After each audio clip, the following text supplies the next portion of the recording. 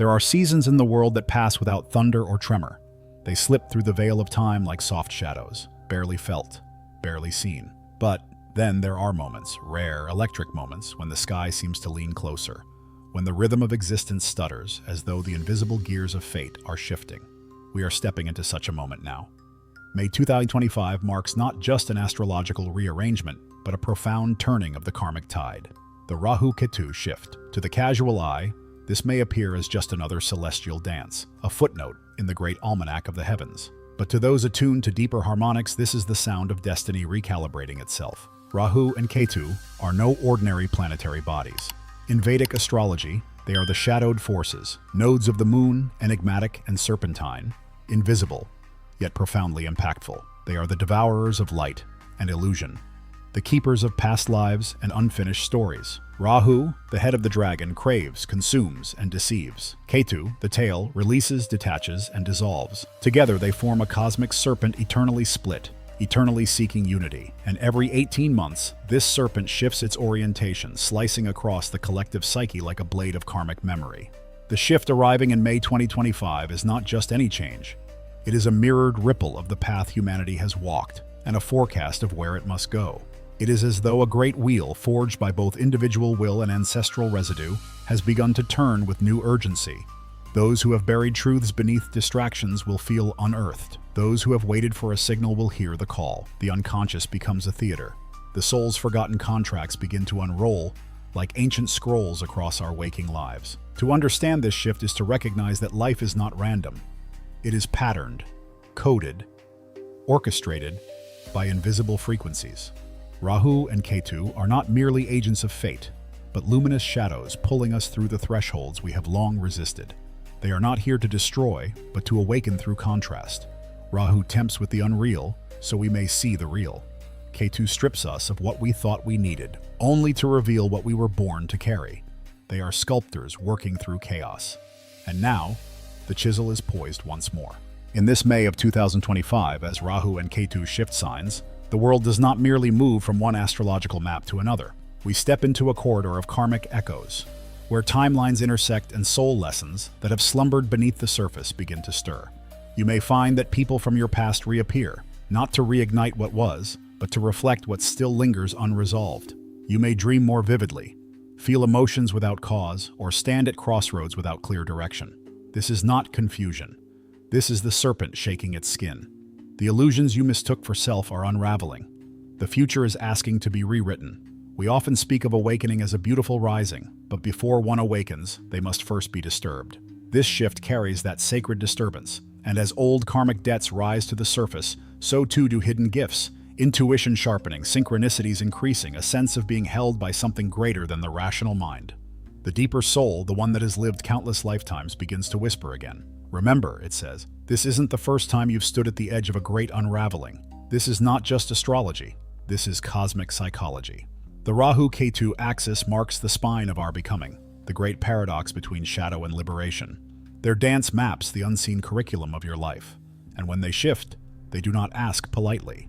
They rearrange the furniture of your destiny, often without permission, but always with purpose. May 2025 is not here to punish or reward. It is here to awaken. As the dragon's head and tail enter new houses of the sky, new themes rise within the soul's curriculum. For some, ambition may ignite after years of stagnation. For others, long-standing success may seem to dissolve into irrelevance. Why? Because karma is not about comfort. It is about evolution, and this shift is about turning toward what has long been avoided. If you are reading these words, it is not accidental. You are already sensing the stirring. You are already standing at the threshold. The veil between lifetimes is thinner now. The air is thick with echoes, and your task is not to fear the coming change, but to meet it with presence, with humility, and with the courage to be transformed. This is your moment to wake beneath the stars that have always known your name. To understand the Rahu-Ketu shift of May 2025 is not to decode a horoscope or predict a singular fate. It is to peer beneath the surface of reality itself and glimpse the architecture of karma, desire, and liberation. This is not the astrology of entertainment, but the sacred language of cycles, the movement of soul through shadow, illusion, memory, and finally, into awakening. As Rahu and Ketu take their new celestial positions, they activate distinct energetic polarities not just in charts, but in the very psyche of the collective. The sky becomes a mirror, and through its shifting light, the deeper truths begin to glimmer. Rahu is the force that leans us forward. It stretches the mind toward what is foreign, futuristic, and intoxicating. It is the cosmic hunger that makes us chase ghosts dressed as goals. Ambition, fame, identity, sensation. Rahu doesn't ask what is right. It asks what is possible. It propels us into invention, into transgression, into experiences that defy old norms. It promises everything but offers little peace. And yet, in its chaos, Rahu reveals the hollowness of false pursuits, forcing us to confront the ache behind the craving. It is the dark magnetism of illusion, designed not to punish, but to awaken us through exhaustion. Through Rahu, we ask, what am I truly chasing? And who told me it would make me whole? Opposing Rahu across the cosmic seesaw is Ketu, the disembodied tail. Ketu pulls us backward and inward. It governs the unseen, the mystical, the ancestral, the forgotten. It is disinterest in the material, often expressed through withdrawal, intuition, detachment, or a sense of déjà vu. Where Rahu screams more, Ketu whispers let go. It disconnects us from what no longer serves us, even if we are still clinging. Through loss, it guides us to wisdom. Through endings, it opens new doors. Ketu is the reminder that what you are seeking has already lived inside you, waiting not to be acquired, but to be remembered. These are not just astrological archetypes. They are elemental forces encoded in the human journey. In every life, Rahu and Ketu tug at the soul like opposing winds, each demanding our attention. But neither can be denied. To lean fully into Rahu without Ketu is to become lost in the labyrinth of the ego. To dissolve too much into Ketu without Rahu is to evaporate before grounding one's mission. The spiritual path, then, is not to reject either, but to let the tension between the two refine you. And that is the very essence of this karmic awakening. Refinement through opposition. The signs and houses Rahu and Ketu now enter are more than mere coordinates. They represent universal lessons re-emerging through new masks. Suppose, for instance, that Rahu now moves into Pisces, the sign of dreams, mysticism, and dissolution, while Ketu enters Virgo, the sign of discernment, order, and sacred detail. Such a shift would speak volumes about the spiritual tides of our time. A surge in spiritual seeking, a desire for escapism, fantasy, or cosmic belonging, yet tempered by a karmic need to ground those visions into ritual, precision, and earthly stewardship. In that mirror, we would see the world grappling with paradox, spiritual inflation versus practical integration, prophecies versus practices, the intoxication of transcendence versus the necessity of embodiment. And this isn't abstract. It touches politics, economics, relationships, health, and identity itself. What Rahu inflates, Ketu purifies. What Rahu seduces, Ketu decodes. This shift also illuminates a core truth. Karma is not simply about reward or punishment. It is about momentum.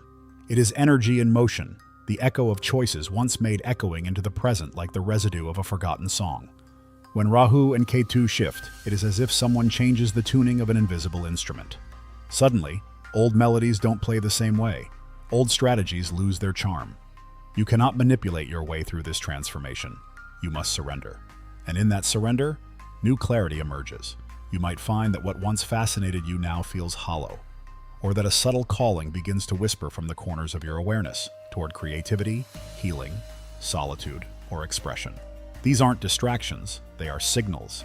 As Rahu and Ketu realign, they bring with them a new karmic curriculum, one that surfaces through your instincts, dreams, conflicts, and longings.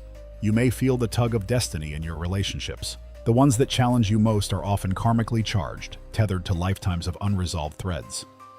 Some people will exit with abrupt finality. Others will enter with eerie familiarity. The shift breaks open soul contracts. It rewrites the cast list of your inner play. This can be painful, even terrifying, but it is not punishment, it is precision. You are being asked not just to grow, but to evolve beyond patterns that no longer match the truth of who you are becoming. The deeper we move into 2025, the more you'll sense it, the quickening. The timelines of your life will not simply unfold, they will accelerate. The past may blur. The future may shimmer with uncertainty. This is not chaos. This is a cosmic invitation to unhook from scripts you didn't write, from desires implanted by culture, from identities carved by survival. This is a call back to source, to soul, to stillness. And so, as we stand here, at the mouth of this serpent's new path, we do not ask what we want. We ask what wants us. What higher story is trying to live through us? What unfinished song is seeking our voice? The Rahu-Ketu shift is here, not just as a change of planetary alignment, but as a mirror to the inner alchemy already underway within you. In the time before memory, long before ink touched parchment or eyes traced constellations in the dark, the story of Rahu and Ketu was first whispered across the cosmic winds, not as myth, but as archetype. They were not gods or demons, but forces, the echoes of a celestial betrayal and the guardians of karmic reckoning. And like all true symbols, their tale was never meant to be taken literally, but lived. It is within us still, curling quietly beneath the surface of our days. The Rahu-Ketu shift of May 2025 does not begin a story. It activates one, an ancient script etched into the soul's own architecture. Let us begin with the image of the serpent. In Vedic lore, Rahu and Ketu were once one being, Svarbhanu, a shadow entity who dared to sip from the nectar of immortality. But the gods saw through his disguise, and in a single divine stroke, Vishnu's discus severed the serpent's body in two. The head, Rahu, was condemned to crave endlessly, immortal yet unfulfilled. The tail, Ketu, was doomed to roam without desire, detached from the hunger of the world. And yet, both continued to live, circling endlessly across the zodiac, forever chasing eclipses, forever seeking reunion. This serpent, split but alive, is not some distant myth. It is the symbol of your soul's divided journey. One part of you craves incarnation, to feel, to strive, to taste. The other seeks liberation, to dissolve, to witness, to transcend. Every lifetime is a movement between these poles. Rahu pulls you toward a future self masked in glamour. Ketu draws you back into the original silence before self existed. The friction between these forces generates the heat of transformation. Imagine now the soul as a traveler through a labyrinth, not a prison, but a spiral of choices and echoes. At the center of this labyrinth lies your true self, unburdened by name or form. But surrounding that center are walls built from past actions, forgotten fears, unmet desires. Each twist in the labyrinth is a karmic knot, a story half-lived, a lesson half-learned. And the Rahu-Ketu axis is the thread that guides you through it. Not by offering a map, but by drawing you toward the experiences that will either trap or free you. When Rahu enters a new domain, it projects a shimmering illusion there. Like a mirage in the desert, it makes the promised land seem near, attainable, glowing with answers. But step closer, and you may find the image warps. You achieve the goal, but remain empty. You gain the prize, but lose the self. And yet, this is not failure. It is sacred disillusionment. Rahu gives us the fantasy, not to hurt us, but to awaken us from it. Ketu, by contrast, does not entice. It strips. If Rahu offers golden masks, Ketu removes them. When Ketu activates, it takes away, not to punish, but to reveal. You may lose what you once clung to, a title, a role, a relationship, a belief. And in that void, something unexpected is born. Clarity, stillness, the realization that what you thought defined you was only a costume in the play of time. Let us shift now into another image, the mirror and the flame. Rahu is the mirror, reflecting back distorted desires until we see through them. Ketu is the flame, burning away attachments until we are reduced to essence. Together, they perform a sacred alchemy, the transmutation of identity. In May 2025, this alchemy intensifies. The world may not explode, but many interiors will. The familiar will grow foreign. That which you've always relied upon may begin to feel false. You may stare at your own reflection and wonder, who have I become?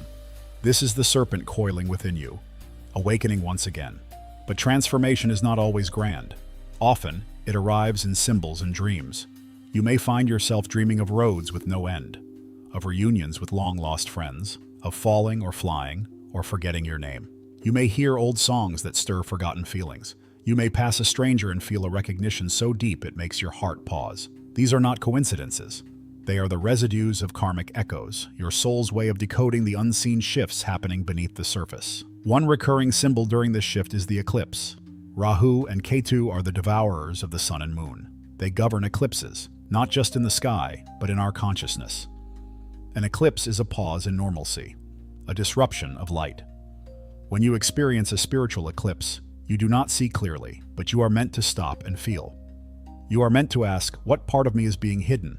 And what is trying to emerge in its place? The final symbolic image is that of the bridge. Between Rahu and Ketu is the axis of evolution, stretching from longing to liberation. And each of us walks that bridge uniquely. For some, Rahu now triggers a thirst for recognition, only to reveal the hollowness of applause. For others, Ketu stirs an urge to retreat, to renounce, but only to discover the necessity of engagement. There is no universal path, only universal forces. The serpent moves through all of us, but the way we shed our skin, that is ours alone. In ancient temples, initiates would pass through chambers of shadow and light, confusion and clarity. The outer world was a reflection of the inner right, and so it is now. The Rahu-Ketu shift in May 2025 is not happening to you. It is happening through you. You are both the initiate and the temple. You are both the serpent and the seeker. You are the mirror, the flame, the bridge, and what lies beyond. As this cosmic drama unfolds, your role is not to control, but to witness, to trace the myth within your own story, to ask not why is this happening, but what is this asking me to become. The serpent stirs, the labyrinth shifts, the eclipse begins. Though the symbols are grand and the language cosmic, every shift in the heavens whispers directly into the fabric of our lives. The dance of Rahu and Ketu may unfold among stars and archetypes, but their choreography echoes through our daily routines, our relationships, our work, and even the quiet spaces between our thoughts. The Rahu-Ketu shift of May 2025 is not merely spiritual, it is searingly practical. Like rain that falls from unseen clouds, its presence is felt first in the soil, the roots, the texture of living. To honor this moment is to ask, how shall I live now, knowing that the currents have changed? Start with the body. Your body, that temple of subtle intelligence, is likely already responding to this shift. Sleep patterns may become erratic, either filled with vivid dreams or restless tossing. There may be strange aches, fluctuations in energy, or a sense of physical dissonance. This is not malfunction. It is recalibration. The body, like the cosmos, is cyclical, and when the karmic serpent coils in new directions, the nervous system, the breath, the gut, each responds like an instrument being retuned. Rather than resist or medicate the unease, the invitation is to become intimate with it. Begin a deeper listening practice. Journal not only your thoughts, but the sensations that move through you each day. What rises when you wake? What quiets when you pause? The Rahu-Ketu axis is never satisfied with surface answers. It demands embodiment. Your healing now must be rooted, not theoretical. Yoga, breathwork, and somatic practices will anchor you, not for escapism, but for revelation. Now consider your emotional field. One of the signatures of this shift is emotional reactivity, old wounds resurfacing not to harm you, but to offer final clarity. Relationships may become intense, oddly triggered, or even volatile. You may find yourself speaking truths you didn't know you were carrying. This is part of the karmic surfacing, the psyche shedding old roles like skin. Pay attention to who reappears in your life now, whether in joy or conflict. These interactions are not random. They are invitations for closure, reclamation, or redirection. Do not rush to fix. Do not flee discomfort. Sit with what arises. Let the heat of Rahu's desire and the cool withdrawal of Ketu reveal your patterns. The lover you always chase but never fully connect with, that's Rahu. The job you feel emotionally distant from but can't let go of, that's Ketu. These forces are not enemies. They are mirrors, and now the mirrors are turning. In the realm of career and purpose, this shift brings a reckoning. Rahu may seduce you toward a new path, a technological venture, a leadership role, a foreign opportunity that seems risky yet exhilarating. Ketu, meanwhile, may make your current work feel hollow, even meaningless. The key is not to swing wildly between them, but to integrate. Let Rahu's hunger inspire innovation, but run it through Ketu's wisdom. Ask, what am I building, and does it serve my soul's true curriculum? You may feel torn between visibility and withdrawal, between ambition and surrender. This paradox is not a problem, it is the point. The integration of karma demands that you act not out of compulsion, but out of clarity. This is a time to reassess motives. Are you creating from truth or from trauma? Are you chasing validation or answering vocation? In family dynamics, ancestral threads may stir. Ketu often awakens generational patterns, old beliefs, family roles, cultural baggage. You may feel both deeply connected to your lineage and painfully aware of its limitations. This is an ideal time for ancestral healing, not just through rituals or ceremonies, but through breaking patterns. If your ancestors survived through silence, speak. If they endured through duty, create. If they hid their spirituality, embody yours openly. The karmic inheritance is real, but so is the power to rewrite it. Spiritually, you may feel the veil thinning. Synchronicities will intensify. Numbers, animals, messages that feel too timely to dismiss. Do not dismiss them. This is the intelligence of the universe moving through the mundane. You are being invited into co-creation. Your intuition, long silenced or sidelined, is rising. Make space for it. Practice divination. Begin or deepen your meditation, not to escape reality, but to enter it more fully. In collective terms, this shift is palpable. The world may fracture more visibly, ideological rifts widening, systems breaking down, identities becoming more fluid or more rigid. This is Rahu's shadow at play, the chaos of boundaryless longing. But beneath it, Ketu is working to dissolve false structures. We are watching the outer reflection of inner karmic reorganization. Do not panic. Do not disengage. Instead, ask, what is collapsing so something more truthful can emerge? Activism, too, becomes more nuanced now. It is not about noise for noise's sake. It is about discernment. What are you aligning with? Is your outrage feeding a deeper peace or deeper division? The Serpent teaches us to shed, but only after digesting. Rage that is unprocessed becomes projection, but rage that is metabolized becomes sacred fuel. Ultimately, the way to move through this shift is not by controlling it, but by attuning to it. There is wisdom in chaos. There is gold in the undoing. When things fall apart, they fall into place. Not necessarily the place you expected, but the one your soul prepared before you were born. May 2025 is not asking you to be fearless. It is asking you to be present, to trust that the story unfolding, however disruptive, is part of a much older script, a myth your soul signed up to live. This is not about being perfect. It is about being available. Available to witness, to transform, to shed, to grow. You are not being punished, you are being purified. The karmic winds have shifted, and now the soil of your life is ready for something radically honest to grow. We have walked through sky and shadow, myth and memory, silence and symbolism, all to arrive here, at the precipice of the shift. And yet, the end of this journey is no ending at all. If anything, it is the first breath after a long forgetting. The Rahu-Ketu shift of May 2025 is not an event to pass through and leave behind. It is a signal flare across the soul's horizon, calling forth an ancient remembrance, stirring something primal and luminous within you. You are not being asked to learn something new. You are being asked to uncover what has always been true. Beneath the motions of your ordinary life lies a secret altar. It is here that the karmic threads are woven. It is here that the unspoken longings of your soul gather like mist. And now, through this celestial rearrangement, the veil lifts. You may feel disoriented, exposed, even raw. That is because your mask, the one you wore to survive, is melting. The identity that once fit no longer feels like home. But this is not cause for fear. This is the alchemy of awakening.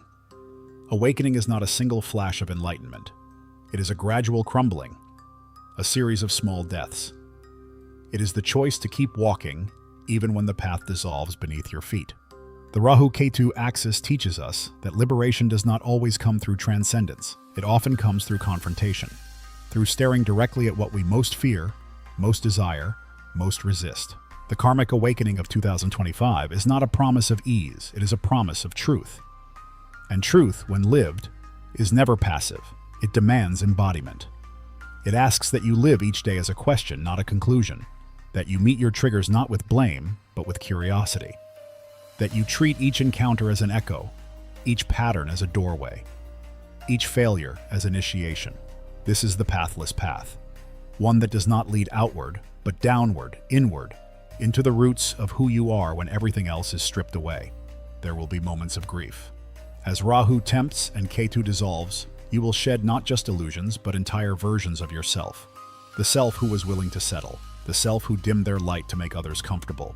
The self who believed their worth was tied to achievement. Let them go. Let them return to ash. The fire of this moment is not here to destroy you.